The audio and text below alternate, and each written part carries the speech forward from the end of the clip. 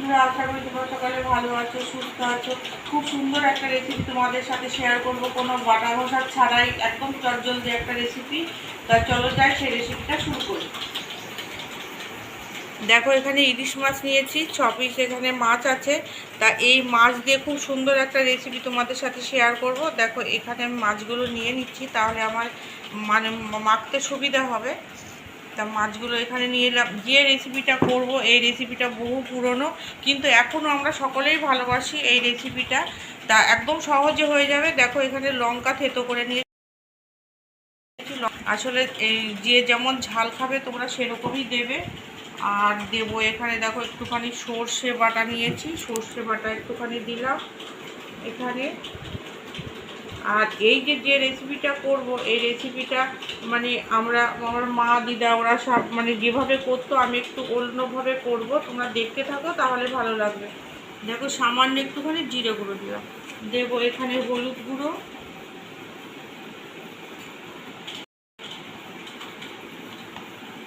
আর দেবো এখানে নুন, দেবো স্বাদ মতো, কারণ নুনটা এই যে দেবো এই একবারেই হয়ে যাবে। আর দেবো সর্ষের তেল, এটা সর্ষের তেলে রান্না হবে, তাই এটা মাছগুলো ভালো করে আমি মেখে নিচ্ছি। মাছ সুন্দর করে মেখে নিয়েছি। এবার এখানে একটা টিফিন কৌটা নিয়েছি বড়। এইটা কি বলতো, টিফিন কৌটার মধ্যে আমি কেন করব, এবার আমরা যেভাবে মাছের যে মানে কি বলবো ভাপে খাই, সেটা এই কচুর পাতা, দুধ কচুর পাতা, একদম কচি কচি পাতাগুলো নিয়েছি, যাতে এই পাতাগুলো খেতে ভালো লাগে আমাদের, তার জন্য একটুখানি কচি কচি পাতা দেখে নিয়েছি। আর এই পাতাগুলো আগের দিনে কি হতো, ভাতের হাঁড়ির মধ্যে দেওয়া হতো। আর এখন তো মানে ছোট পরিবার হয়ে গেছে, তার জন্য মানে অত ভাত মানে কি বলো হাঁড়িও ছোট হয়ে গেছে, আর সেই জন্য ভাতও কম হয়।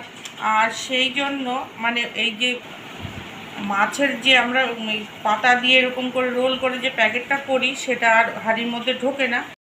আমি ভাবলাম এরকম টিফিন কৌটার মধ্যে করি, তাহলে পাতাটাও খেতে পারবো, আর মাছের ভিতর এই পাতাটাও সুন্দরভাবে সেদ্ধ হয়ে যাবে, আর মাছের যে মশলাটা সেটাও ভাতের মধ্যে চলে যাবে না, ভাতগুলো হলুদ হয়ে যায় আর এর মধ্যে জলও ঢুকে যায়। তাই সেই জন্য এইভাবে আমি করব, যে মানে পুরো মশলাটা মাছের সাথে থেকে যাবে আর পাতাটাও সেদ্ধ হয়ে যাবে। দেখো, এইভাবে করে নিলাম। মশলাটা এবার দিয়ে দেবো, কত সহজভাবে দেখো হয়ে যাবে এটা। আর খেতে যে কি ভালো লাগবে, পাতাটা খেতে তো আমার দারুণ লাগবে। তোমরা কেউ খেয়েছো কি না এই যে দুধ কচুর এই পাতাটা এইভাবে, তা তোমরা আমাকে কমেন্ট করে বলো। একটুখানি কাঁচা লঙ্কা দিয়ে দিচ্ছি, এটা দিতে হবে এমন কোনো ব্যাপার নেই। আসলে অনেকে ঝাল খেতে ভালোবাসে, তো যেমন আমি, আমার ছেলে ঝাল খেতে খুব ভালোবাসি, সেই জন্য একটু দিয়ে দিলাম। আবারও একটুখানি তেল দেবো, আসলে এই রান্নাটা তেলেই হবে ভালো না। এবার এইটা এইভাবে দিয়ে, এই দেখো এইভাবে এরকম করে দেব, দিয়ে এই উপর দিয়ে এই পাতাটা দিয়ে দেবো, যাতে সুন্দরভাবে সেদ্ধ হয়ে যায়।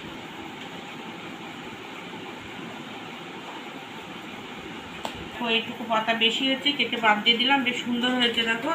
এবার চলো রান্নাঘরে যাই। দেখো, রান্নাঘরে চলে এসেছি, কড়াইতে আমি জলটা বসিয়ে দিয়েছিলাম, জলটা গরম হয়ে গেছে। এবার আমি এখানে টিফিন কৌটাটা দিয়ে দেবো, দিয়ে এখানে থালাটা দিয়ে ঢাকা দিয়ে দেবো, তাহলে তাড়াতাড়ি রান্না হবে। এইভাবে ঢাকা অবস্থায় 15 মিনিটের মতো আমি রেখে দেবো। দেখো বন্ধুরা, ঢাকাটা নামাচ্ছি, এটা হয়ে গেছে। গ্যাসটা আমি বন্ধ করে দিলাম। এবার এটাকে নামিয়ে নেব। খুব সাবধান, বাবা আমরা ভয়ও করে। দেখো, খুন্তির পর অনেক কষ্ট করে তুললাম। এবার চলো ওই ঘরে যাই, দেখি কীরকম হয়েছে রান্নাটা। গরম, ঢাকনাটা না খুলছি।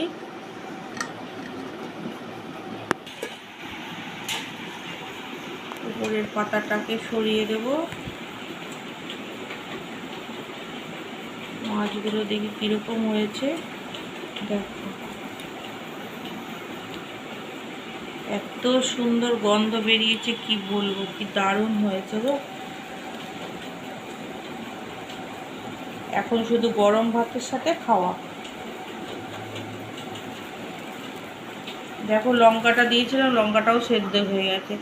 তা দেখো কি সুন্দর হয়েছে রান্নাটা। তা এই যে সহজভাবে এই যে ইলিশ ভাপেটা করলাম, আশা করছি তোমাদের ভালো লেগেছে। ভালো লাগলে তোমরা অবশ্যই অবশ্যই বাড়িতে করো। আর এইটা কিন্তু এই যে দুধ কচুর পাতা দিয়েই করবে। এটা দুধ কচুর পাতা আমি কালো পাতাটা নিয়েছি, আমার বাড়িতে ওই কালো গাছই আছে, আর এটা সবুজ কালারেরও হয়। তাই এইভাবে সহজভাবে তোমরা করে ফেলো। আর আমাকে লাইক দিতে ভুলো না। যদি আমার রেসিপি ভালো লাগে তোমরা অবশ্যই অবশ্যই আমাকে আমার সাথে থেকো, ঠিক আছে? আর বন্ধু হয়ে, আর তোমরা সবাই ভালো থেকো। দেখো কত সুন্দর লাগছে না, দেখো কি ভালো লাগছে। তা তোমরা সবাই ভালো থেকো, এইভাবে আমার পাশে থেকো। আজকের মতো রাখছি, তাহলে তাহলে আজকের মতো রাখছি। তোমরা সবাই ভালো থেকো, সুস্থ থেকো।